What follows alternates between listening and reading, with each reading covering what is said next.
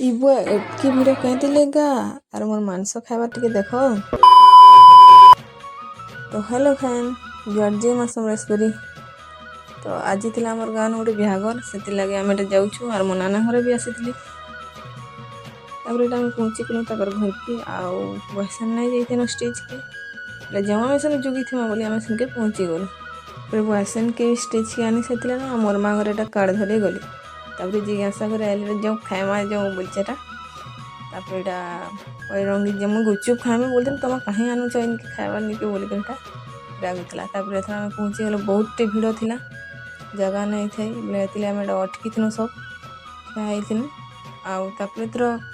जी उठला कि तापर आम पाईगल सीट तापर बसलु बबली घर से फाले बसी आम इफाले बसुलु बोले केते जाकी पेली देखे भाई मो नाना बसी आम खाइबारटा पड़गला आर जिज्ञासार खाइबार टिके देखो